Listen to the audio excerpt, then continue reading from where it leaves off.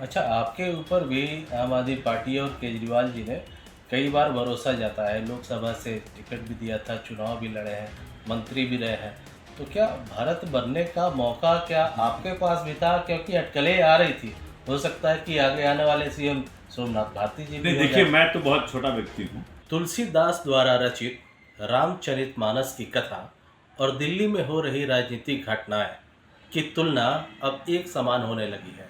इसकी शुरुआत सबसे पहले मालवीय नगर से विधायक और दिल्ली सरकार में पूर्व मंत्री सोमनाथ भारती जी ने की थी। उनका कहना था कि आतिशी जब मुख्यमंत्री का पद ग्रहण करेंगी तो वे भारत की तरह होंगी, जिस तरह प्रभु श्री राम वनवास गए थे और उनके जगह पे भरत जी जो थे वो गद्दी पर आसीन हुए थे और खड़ाऊ उनका रख के शासन चलाए थे।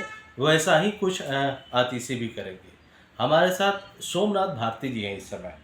सर, जो बातें आप कह रहे हैं उससे रामचरितमानस की जो बातें हैं वो कैसे आप इस चीज़ की तुलना कर सकते हैं? देखिए, हम सब सनातनी हैं। भगवान श्री राम हमारे आराध्य हैं। उनका जीवन इतना प्रेरणा स्रोत है, उनका हर जीवन का हर पहलू इतना प्रेरणा स्रोत है, तो हम सबको सीख लेनी चाहिए। और जिसको आराध्य मानते हो, अगर उसके गुणों से आप प्रभावित ना हो तो क्या फ़ायदा? तो झूठे आराध्य मानते हो फिर। मैं ये देख पा रहा था कि जिस प्रकार से, देखिए, मैं इस बात का बड़ा गर्व करता हूँ कि पूरे इतिहास में, पूरी दुनिया के इतिहास में ऐसा कोई दृष्टांत नहीं है जहाँ की भाई भाई में झगड़ा इसलिए हो रहा हो कि भाई शासन आपको करना है। अक्सर झगड़ा होता है कि मुझे चाहिए, वहाँ झगड़ा हो रहा है कि भाई तुम करोगे, वो कह रहे हैं आप करेंगे। भरत कह रहे हैं भगवान को कि आप शासन करेंगे, आपका शासन है, ये मेरा नहीं है। भगवान कह रहे हैं कि नहीं, तुम करोगे शासन। तो मैं ही देख पा रहा था कि वो उस प्रकार का कुछ मुझे सामंजस्य दिखा जो अरविंद जी और अतिशी में हुआ। कि अरविंद जी कह रहे हैं कि अतिशी जी को कि भाई, चूंकि मैं अब सीएम चेयर पर तभी बैठूंगा जब जनता मुझे अपने वोट के माध्यम से कहे कि तुम आप ईमानदार है। तो उस दौरान कौन इस दायित्व को संभालेगा? तो जो अरविंद जी ने आतिशी जी को दिया, तो आतिशी जी ने पलट के बोला कि आपके बगैर इस चेयर पे कोई शोभा नहीं देगा। तो ये बड़ा अच्छा रहा, मतलब बड़ा मार्मिक रहा। उन्होंने ये बात भी कही कि भाई कोई मुझे माला नहीं पहनाएगा, कोई मुझे मुबारकबाद नहीं देगा। तो मुझे लगा कि आतिशी जी रोल बिल्कुल भरत जी का निभा रही हैं कि जितना दौरान अरविंद केजरीवाल जी, जब तक जनता उनको नहीं वापस देती, मत के माध्यम से बताते नहीं कि ईमानदार हैं, तब तक आतिशी जी उसी रोल में इस पद को संभालेंगे जिस रोल में भरत जी ने संभाला था। तो अपने आप में अद्वितीय है ये।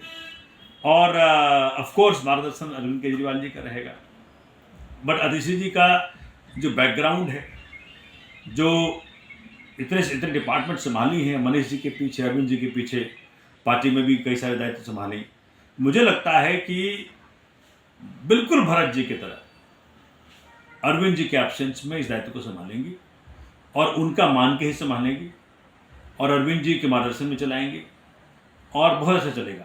जो उनके विजन है अरविंद जी का, उसी को इम्प्लीमेंट करना है कि भाई किस प्रकार से शिक्षा में हम और क्रांतिकारी कदम से उठाएं, किस प्रकार से स्वास्थ्य सेवाओं में, किस प्रकार से महिलाओं के लिए फ्री बस में, बिजली में, पानी में। तो अनेकों अनेक कार्यक्रम अरविंद केजरीवाल जी ने किए।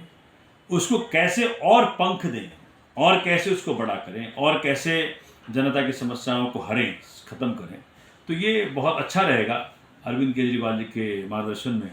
देखिए, एक चीज़ ये भी है कि किसी भी चीज़ को आप अच्छा भी उदाहरण दे सकते हैं, बुरा भी दे सकते हैं। जैसे एक आधा पानी गिलास हो तो आधा गिलास खाली और आधा गिलास भरा कह सकते हैं। आप इनकी तुलना भरत जी से करते हैं। वहीं बीजेपी और कई विपक्षी पार्टियां इन्हें ये कहती है कि ये एक पपेट का पद है, क्योंकि जब अरविंद केजरीवाल ही जब इसको पीछे से लीड करेंगे तो एक संवैधानिक पद पे वो बैठ के कैसे इंसाफ कर पाएंगे? ये एक कठपुतली की तरह बन के रह जाएंगी ये। मैं तो कहूँगा भाजपा के साथियों को कि अपने सारे मुख्यमंत्रियों में जो सबसे बेहतरीन मुख्यमंत्री आपका है, उनका नाम मुझे बता दीजिए, और जो आतिशी जी के सामने जिनको कंपैरिजन हम कर लें। तो बातें करनी और है, काम करना और है। ऐसे विषम परिस्थितियों में काम करके दिखा देना, पार्टी को एक साथ रखना, सरकार कोई काम ना रुके इसका प्रयत्न करते रहना, अपने आप में कुछ खास चीज़ है। इसलिए आतिशी जी का पूरा अनुभव शासन का अनुभव, प्रशासन का अनुभव, पार्टी के संगठन का अनुभव, और केजरीवाल जी के साथ जो उनका लगातार एक रवैया रहा है वो बहुत ही अनूठा रहा है। तो मुझे लगता है कि इस दायित्व को इस दौरान, जब तक चुनाव ना हो जाए, अरविंद जी वापस मुख्यमंत्री के रूप में ना आ जाए, इनसे बेहतर मुझे लगता है कि और संभाल नहीं पाएगा। अच्छा, आपके ऊपर भी आम आदमी पार्टी और केजरीवाल जी ने कई बार भरोसा जताया है, लोकसभा से टिकट भी दिया था, चुनाव भी लड़े हैं, मंत्री भी रहे हैं, तो क्या भारत बनने का मौका क्या आपके पास भी था? क्योंकि अटकलें आ रही थी, हो सकता है कि आगे आने वाले सीएम सोमनाथ भारती जी भी नहीं, हो देखिए, जाए। मैं तो बहुत छोटा व्यक्ति हूँ, और पार्टी ने जब जब जो आदेश दिया है, ना मैंने आज तक कुछ कभी कहा है, और हर आदेश का पालन किया है जो जो अरविंद केजरीवाल जी ने मुझे कहा। तो इस वक्त, इस परिस्थिति में मुझे लगता है कि उनसे बेटर कोई नहीं होगा। अरविंद जी ने बहुत अच्छा चॉइस चुना है और अच्छा चलेगी सरकार, और भाजपा के सारे मंसूबों में पानी फेर दिया इस प्रकार से फैसला लेकर के। तो बहुत उम्दा एक जो फैसले लिए अरविंद केजरीवाल जी ने जेल से आने के बाद, और एक के बाद एक डिमोलिश होता गया भाजपा के सारे क्वेश्चंस, और सारे मंसूबे खत्म होते गए उसके। चाहे वो चेयर की बात हो, चाहे वो, अब घर की बात देख लीजिए, मतलब शीश महल में रहता है, शीश महल छोड़ने में उसको 1 सेकंड लगा। सर, इस पे भी आऊँगा, क्योंकि 1 सेकंड लगा उसको। मैं ये चाहता हूँ, क्योंकि आप जिस चीज़ की तुलना कर रहे हैं रामचरितमानस से, और ये जो राजनीति हो रही है इस पे, तो रामचरितमानस की अध्याय जब आगे बढ़ता है तो एक समय ये भी आता है जब प्रभु श्री राम अपनी गद्दी को छोड़ के वनवास को चले जाते हैं, और उसमें तनिक भी देर नहीं लगाते। अरविंद केजरीवाल जी ने इस्तीफा देने के 24 घंटे के अंदर ये घोषणा कर दी कि वो उस कथित शीश महल, जो आरोप लगता था, उस शीश महल को छोड़कर जनता के बीच में जाएंगे, लोगों के बीच में रहेंगे। तो क्या ये उस देखिए, तरह मैंने का जैसे एक कहा कि सच्चा हिंदू वही है जो कि भगवान श्री राम के गुणों को धारने का प्रयत्न करे। परम भक्त हैं, राम भक्त हैं, परम हनुमान भक्त हैं माननीय केजरीवाल साहब। तो जो उनके मार्ग पर चलने का प्रयत्न कर रहे हैं, इसे सिद्ध होता है कि वो कितने सच्चे राम भक्त हैं, कितने सच्चे हनुमान भक्त हैं। तो जब उन्होंने कहा, जब भाजपाइयों ने इल्जाम लगाए, क्योंकि मैं तो जानता हूं उनको बरसों से, मैं बहुत पुराना दोस्त हूं उनका, मतलब पॉलिटिक्स से बहुत पहले, तो वो देखा हूं, एक IRS अपना पद छोड़ करके, इनकम टैक्स कमिश्नर छोड़ के, और सुंदर नगरी के झुग्गियों में रह ले 2 साल, 2 महीना नहीं, 2 साल, ये अपने आप में एक अनूठा चीज़ है। अब मतलब मैंने देखा भाजपा के साथियों को, कई सारे नेता जाते हैं गरीब दिखावट करने के लिए कि भाई हम गरीबों के घर जाते हैं, तो पहले उसको गंगा जल से धुलवाते हैं, फिर खाना खाते नहीं, वहाँ बैठे रहते हैं, दिखावा करते हैं।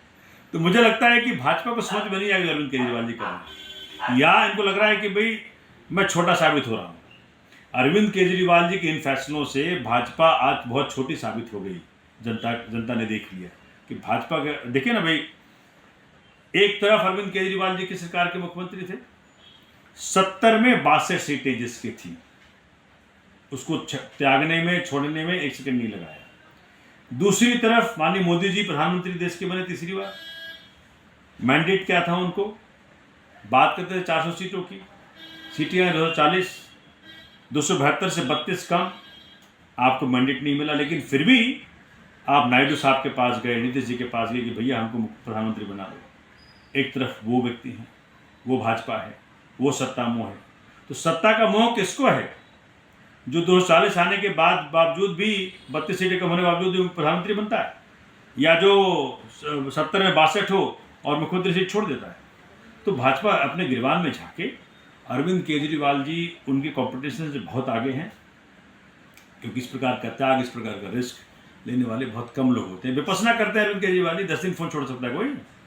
ये जो फोन है ना, 10 दिन छोड़ना पड़ता है जब तक विपसना ध्यान करोगे। तो ऐसा सिटिंग चीफ मिनिस्टर कहाँ मिलेगा आपको जो अपना फोन छोड़ दे? लोग तो डरते हैं कि भाई 1 सेकंड इधर पलक झपकी और कहीं चढ़ा जाए कोई हमारी कुर्सी पर।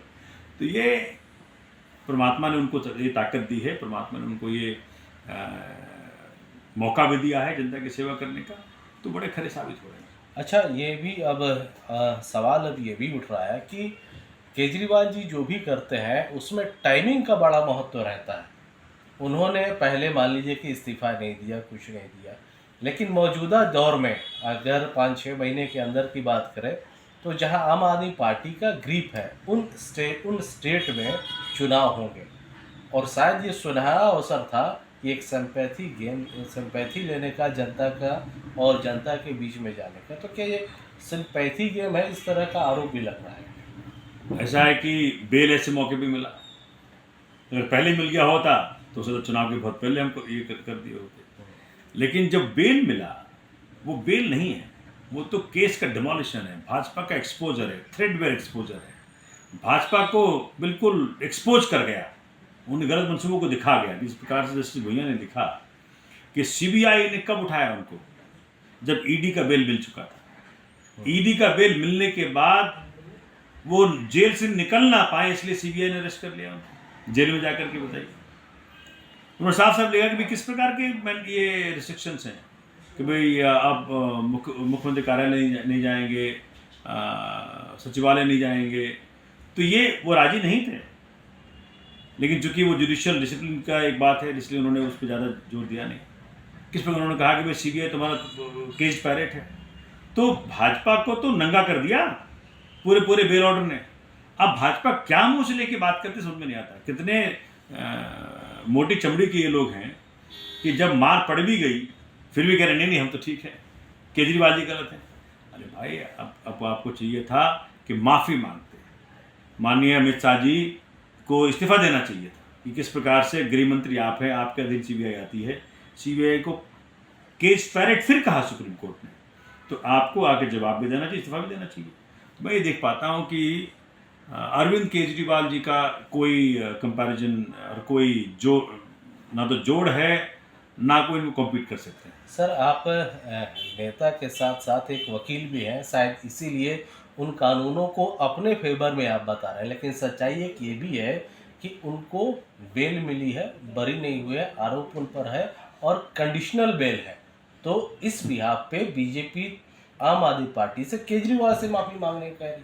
मुझे ये बताओ, इसमें जो पिछला बेल ऑर्डर था, चूंकि इसमें 40 एक्यूज थे, हमारे कई सारे नेता जेल में थे, जो विजय नायर साहब जब रिलीज हुए, उस बेल ऑर्डर में शायद लिखा हुआ था कि शायद उन्हीं के एक बेल ऑर्डर में लिखा हुआ है ऐसा कि ये क्या केस है ये कि 4 आदमी को अरेस्ट कर लो, 2 को बोलो कि भाई तुम 2 और जो और है उसके खिलाफ तुम बयानबाजी करो, तब तुमको जेल से छोड़ेंगे। यही एविडेंस है। तो इस सो कॉल्ड शराब घोटाला में एविडेंस सिर्फ इतना ही है कि 4 आदमी को अरेस्ट कर लो और 2 को बोलो कि भैया बाकी 2 के खिलाफ तो बोल, और वो भी 10वें स्टेटमेंट के बाद बोला है उसने। टीका एविडेंस है। तो इसको सुप्रीम कोर्ट ध्वस्त कर चुका है इस केस को। और जब बेल के लिए तुम कोर्ट जाओगे तो बेल ही मिलेगा, और क्या मिलेगा आपको। चलिए, अगर ये ट्रायल करा दिए होते, 17 महीने मनीष जी जेल में रहे, 6 महीने सीएम साहब जेल में रहे, 5 महीने हमारे संजय सिंह जी जेल में रहे, ये क्या तरीका है। एक सिटिंग सीएम को, सिटिंग डिप्टी सीएम को, सिटिंग एमपी को आप जेल में डाल दो ऐसे वैसे केस में, जहाँ की सुप्रीम कोर्ट कह रही है कि ये सबसे कमज़ोर एविडेंस वाला केस है। चलिए, ये तो रही कोर्ट की बातें और वो कथित घोटाले की बात, ये तो चलती रहती है, चलती रहेगी। अब आते हैं जो सामने जो है, अब आम आदमी पार्टी में पहली बार अरविंद केजरीवाल के अलावा कोई सीएम बन के आया है और नया मंत्रालय होगा, तो पहला सवाल, हाउस द जोश। देखिए, ये परिस्थितियाँ विषम हैं हमारे लिए, क्योंकि हमने कभी सपने सोचा था कि अरविंद जी इस्तीफा देंगे एज ए सीएम, या इस पार्टी में दिल्ली का सीएम कोई और व्यक्ति होगा इन कारणों से। तो हम सब दुखी हैं। लेकिन ऐसी परिस्थितियों में जो सबसे बेस्ट हो सकता है अरविंद जी ने किया। भाजपा ने कहा कि भाई इसको घर का मोह है, घर त्याग दिया। भाजपा ने कहा भाई इसको सत्ता का मोह है, चेयर त्याग दिया। तो भाजपा आज निरुत्तर हो गया है। भाजपा के पास सवाल नहीं बचे। भाजपा अपने गिरबान में झांके और देखे कि 70 में से 62 सीटों वाला व्यक्ति मुख्यमंत्री पद से रिजाइन दे दिया, और 543 में से 240 लाने वाला व्यक्ति, 32 सीटें कम लाने वाला व्यक्ति मेजोरिटी से, वो प्रधानमंत्री बैसाखियों के सहारे चला रहा है। तो सत्ता मोह किसको है? भाजपा बताए।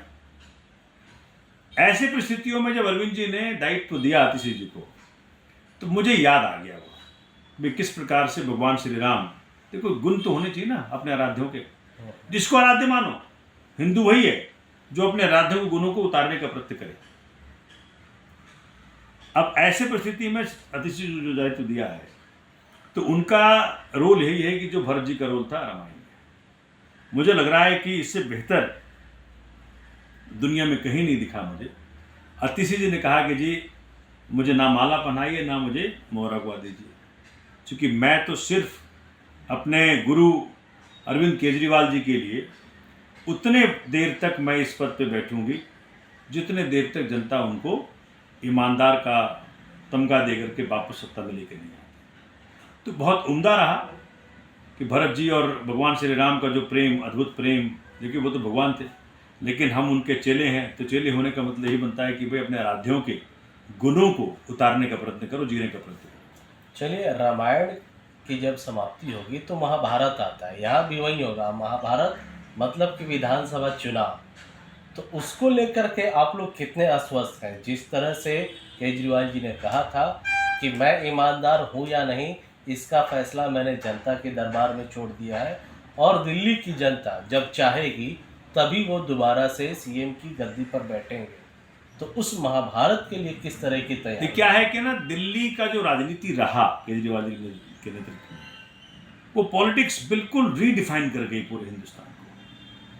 पहला व्यक्ति आया जिसने कहा कि तुम्हारे टैक्स के बदले हम सुविधाएं देंगे, मुफ्त की बिजली देंगे, इसको बोलते हैं प्रीपेड बिजली, प्रीपेड पानी, मुफ्त की पानी, सबसे बेहतरीन स्कूल्स जहाँ के आज के बच्चे, मतलब गरीबों के बच्चे आईएएस आईपीएस बने, गरीबों के बच्चे इंजीनियर्स बने, लॉयर्स बने। हमने फ्री की कोचिंग दी बच्चों को, स्कूल 5 स्टार बना दिए, कहीं स्विमिंग पूल है, कहीं हॉर्स रेसिंग है। मतलब जाके देखे तो सही, प्राइवेट को मात कर रहे हैं हमारे स्कूल। तो आज गरीब का बच्चा अमीर बनने के कगार पे है, हिंदुस्तान अव्वल नंबर के बनने के कगार पे है। तो शिक्षा से ही होगा, ये करके दिखाया अरविंद केजरीवाल ने। आज को बुजुर्ग बीमार पड़ जाए, घर में कोई बीमार पड़ जाए, तो एक एक दिन का 25,000-30,000 लग जाता है प्राइवेट हॉस्पिटल्स में। पहली बार का व्यक्ति है जिसने कहा कि आप चिंता ना करो, निसंकोच जाओ अस्पतालों में, हम उसका इलाज उठाएंगे, खर्चा उठाएंगे। पहली बार किसी ने फरिश्ते स्कीम लेकर के आया। तो इतने सारे काम जो करके आए, हम तो साफ साफ जोड़ रहे थे, 15 से 20,000 रुपया प्रति महीना प्रति परिवार दिल्ली से कार्यकारण चलता है, अरविंद जी कार्य चलता, सबको फायदा पहुंचता है। कौन नहीं चाहेगा ऐसे व्यक्ति को वापस? केजरीवाल जी का नुकसान थोड़ी होगा, जनता का नुकसान हो जाएगा अगर केजरीवाल नहीं आए तो। और केजरीवाल जी नहीं आए इसलिए। और जब मैं घूमता हूँ क्षेत्र में, अच्छा मैं तो एक अलग व्यक्ति रहा हूँ, वो गली गली कूचे कूचे घूमता ही रहता हूँ, रोज रोज मोहल्ला सभा करता हूँ। मेरा काफ़ी इंटरेक्शन है जनता से, घड़ी घड़ी इंटरेक्शन है। उसमें एक ही बात देखता हूँ, जनता कहती कि भाई इतने महंगाई के माहौल में कहाँ से पैसा लाएं बच्चों को पढ़ाने के लिए, इलाज कराने के लिए। महंगी जो अगर कहीं और किसी और राज्य में रहते तो पता नहीं बिजली कितना चार्ज की होता। तो बसों के लिए, बसों में फ्री बस सेवा है महिलाओं को। तो ऐसा भाई, ऐसा बेटा हर दिल्ली वासी वापस चाहता है मुख्यमंत्री के रूप में, आपको आने वाले समय दिख जाएगा। जो आपने काम गिनाया वो ठीक है, वो चीज़ें सही है, मैं भी मानूंगा। शिक्षा और हेल्थ के क्षेत्र में कई सारे आप लोगों ने काम किए, लेकिन सच्चाई एक ये भी है कि बीते दिनों में दिल्ली की जो हालत है वो बद से बदतर हो गई। गलियां आप ही देखते होंगे, सीवर की समस्या, पानी की समस्या, सड़कें टूटी हुई। तो क्या लगता है कि देखिए, आप लोगों का 10 साल लगभग होने जा रहा है, आप लोग राजनीतिक क्षेत्र से हैं, एंटी इनकम्बेंसी भी होती है, तो क्या उसके लिए आप लोग तैयार हैं? और ये जो अभी हालत है आज के देश में दिल्ली की, इससे कैसे निपटेंगे? देखिए, जनता के पास चॉइस सामने है। भाजपा के सांसद रहे पिछले 10 साल से, 11वां साल भी आ गया भाजपा के सांसद होकर, उन्होंने देख पाए कि भाजपा वाले क्या कर रहे हैं सांसद के रूप में, और केजरीवाल जी के विधायक के रूप में हम क्या कर रहे हैं। तो एंटी इनकम्बेंसी वहां आती है जहां के नेता गायब होता है। जो व्यक्ति जनता के बीच में रहता है, जनता को परिवार की तरह मानता है, वहां क्या एंटी इनकम्बेंसी? तो जनता तो देख ही रही है कि मेरे लिए तो काम कर ही रहा है, मर ही रहा है, रोज रोज रोज रोज रोज रोज अधिकारियों से लड़ता है, तो सारे काम हो रहे हैं। थोड़ा लेट लतीफ करवाने का प्रयत्न किया बीजेपी ने एलजी ऑफिस के माध्यम से, लेकिन वो चारों खाने चित्त हैं। आज हम सारे काम करवा पा रहे हैं, अल्टीमेटली थोड़ा डिले हो रहा है भाजपा के कारण, लेकिन काम हो जाएगा। और जनता चाहते है कि मुझे वो व्यक्ति मिले जो व्यक्ति मेरा, अब आपके सामने कई फोन आए, आपने देखा कोई आदमी अस्पताल में है, एक गरीब आदमी का एक ही पहली रिंग पे फोन उठा लेना और उसके लिए हर प्रकार का प्रयत्न करना कि इसका एडमिशन हो जाए, इसका इलाज हो जाए, ये चीज भाजपा और कांग्रेस में नहीं मिलेगी जनता को। मतलब काम तो काम है, सड़कें बनना वो ठीक है, लेकिन ऐसी काम जैसे रात को 12 बजे एडमिशन कराना है, घर में कोई बीमार पड़ गया, कोई मुसीबत हो गई, किसी को पुलिस उठा ले गई, कोर्ट में जाना है, कोर्ट तक हम जाते हैं मुफ्त में जनता के लिए। तो मैं कह रहा हूँ कि ये चीज़ जनता को और कहीं नहीं मिलेगी। इसलिए जनता जानती है, जनता ने खूब कांग्रेस को भी देख लिया है पीछे, हमारे पीछे तो कांग्रेस ही थी पहले, 15 साल शीला जी रही मुख्यमंत्री दिल्ली की, तो किस प्रकार का करप्शन था, किस प्रकार का अनदेखी था, सबने देखा। भाजपा को भी देख लिया जनता ने, पिछले 11 साल से देख रहे हैं सेंटर में पुलिस की क्या स्थिति है, दिल्ली में लॉ एंड ऑर्डर की क्या स्थिति है, जो उनको दिया उसमें एक ढिले का काम नहीं हुआ। तो जैसे हम हैं, जनता हमें स्वीकारती, बोले भैया इसी को वापस लेते हैं।